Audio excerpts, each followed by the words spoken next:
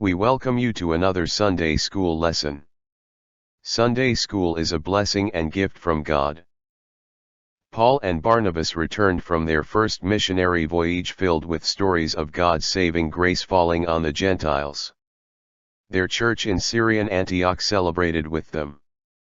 Before long, however, Jewish Christians from the sect of the Pharisees arrived from Judea, insisting that Gentiles had to convert to Judaism, become circumcised and follow the Mosaic law before they could follow the Jewish Messiah.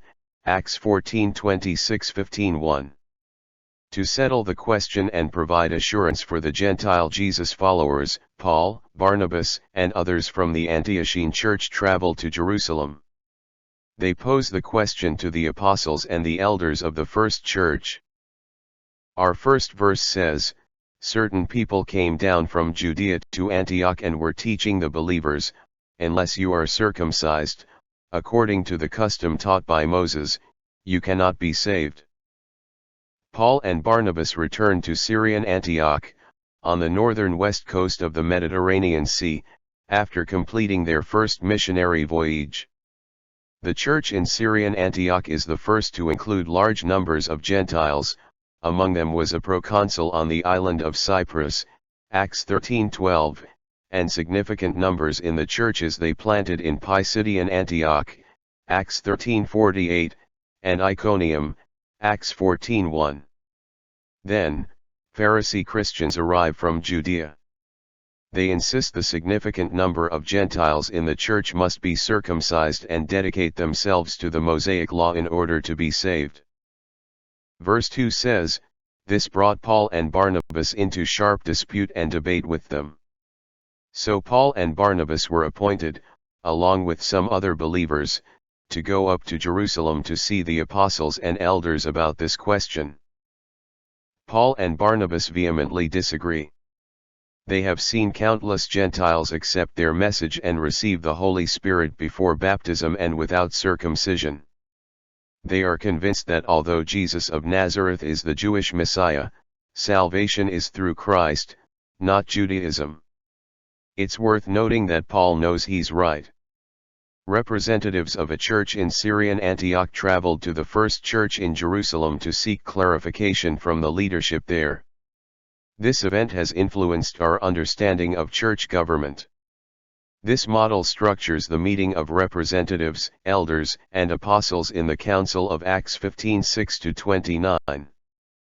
Verse 3 says, "The church sent them on their way, and as they traveled through Phoenicia and Samaria, they told how the Gentiles had been converted.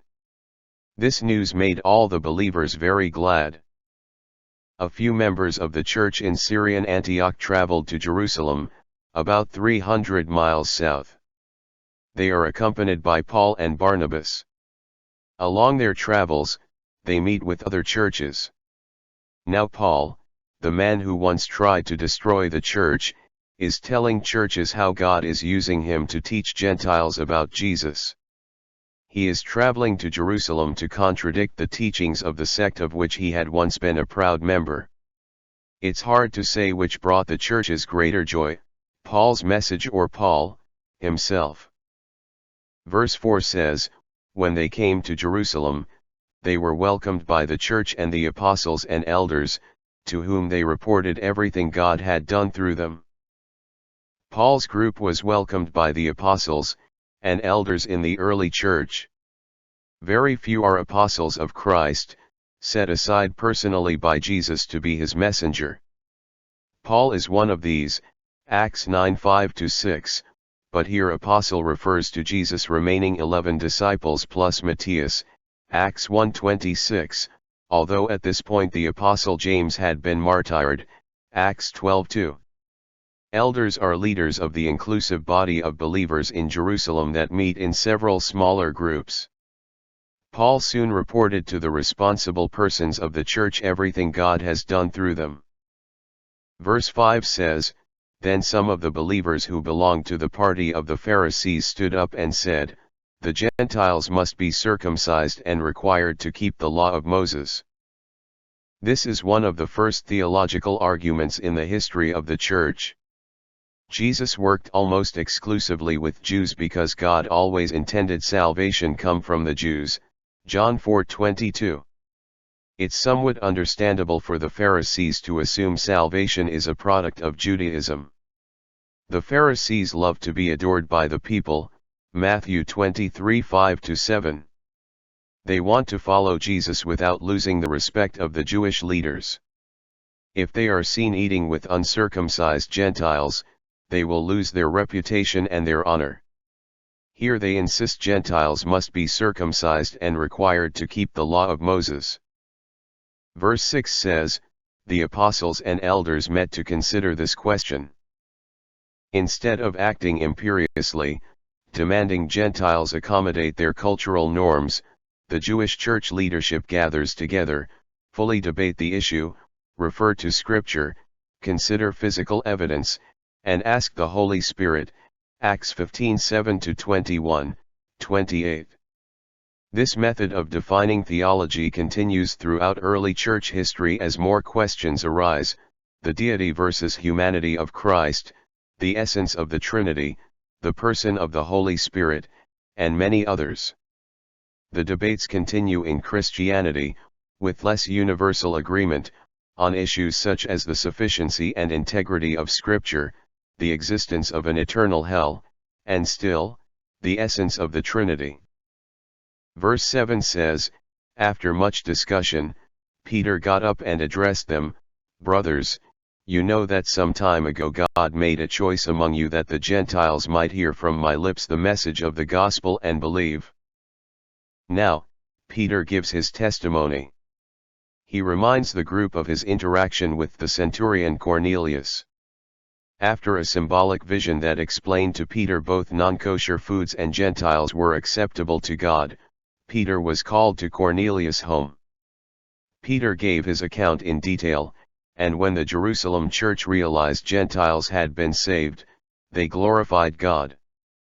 Peter agrees with Paul, Barnabas, and the other representatives from the church in Syrian Antioch, a church whose membership is largely comprised of Gentiles who had not previously worshipped the Jewish God as Cornelius had. In fact, Peter goes on to say that even Jews were never able to fulfill the requirements of the Mosaic law.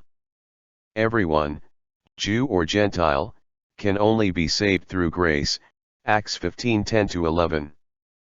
Verse 8 says, God, who knows the heart, showed that he accepted them by giving the Holy Spirit to them, just as he did to us.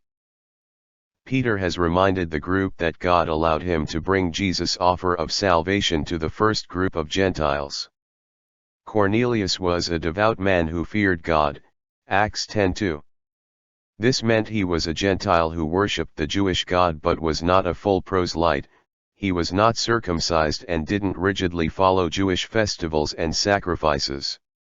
Likely, his friends and family included some who paid even less attention to such details. But while Peter was explaining how Jesus died and rose again for the forgiveness of sins, the Holy Spirit fell on them. They hadn't been circumcised or even baptized. The Holy Spirit bore witness that they were chosen to be saved, right then and there. Only He is qualified to determine if the Gentiles' hearts are less worthy of His saving grace than the Jews, 1 Samuel 16:7. Peter affirms that God makes no distinction, Acts 15:9, and neither should the Jewish church leadership. Verse 9 says, He did not discriminate between us and them, for He purified their hearts by faith.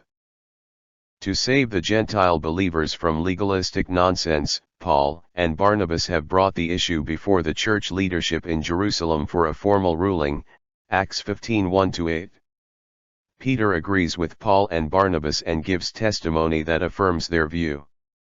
Years before, he had enjoyed the honor of watching the Holy Spirit fall on a group of Gentiles. Those people had known of the Jewish God but had not followed the Mosaic law, nor been circumcised. There was no distinction. They had the same experience as Peter and the original Jesus followers on the day of Pentecost, Acts 2:1-4, 10:44-46.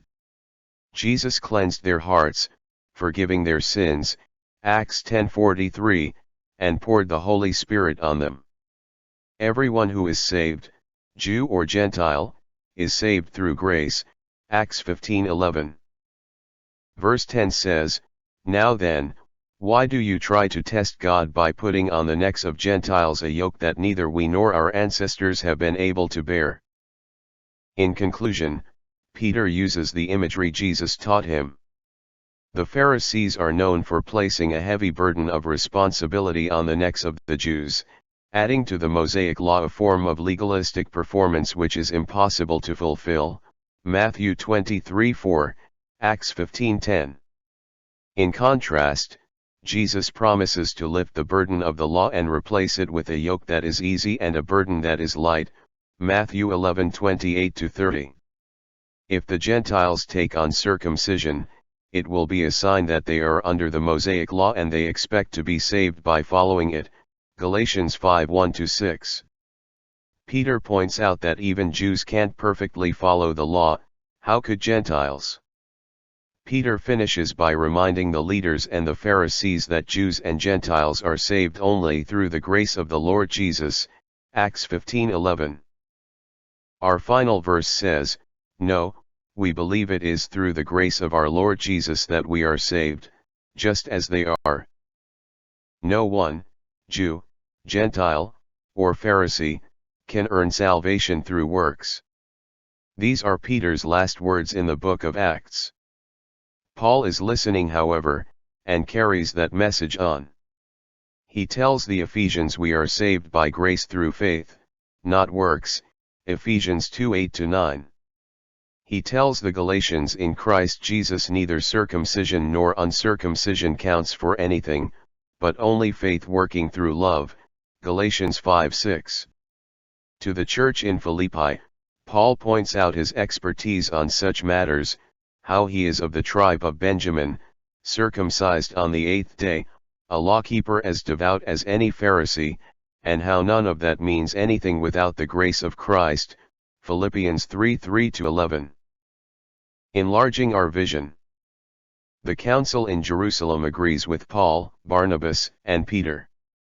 They officially reject the claim that the Mosaic law is required for salvation in Christ. Gentiles do not have to be circumcised. They do make a request, however. To maintain unity in fellowship, they tell the Gentiles to refrain from sexual sin, as they should anyway, and adjust their diet so the Jews will feel comfortable sharing a meal. If the church today could follow in the footsteps of the early leaders in Jerusalem by considering Jesus' words and emphasizing both unity and righteousness, we would better reflect the family of God, Acts 15:23-29. Enlarging our vision. 1. But Jesus brought his message to the Jews for them to share it with Gentiles, Acts 15:8. Christ commissioned his followers to share his story, not their former religion or existing culture. 2. The great divide between Pharisees and truth was loyalty to the oral, uninspired law, and an attempt to earn God's blessing through legalism and good behavior, Acts 15:10. The oral law added restrictions, a legalistic hedge around the written Mosaic law, Mark 7:5-8.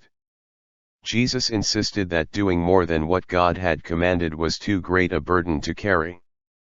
Not only were Pharisaic laws impossible to follow, neither did they bring the follower any closer to God, Matthew 23:1-4.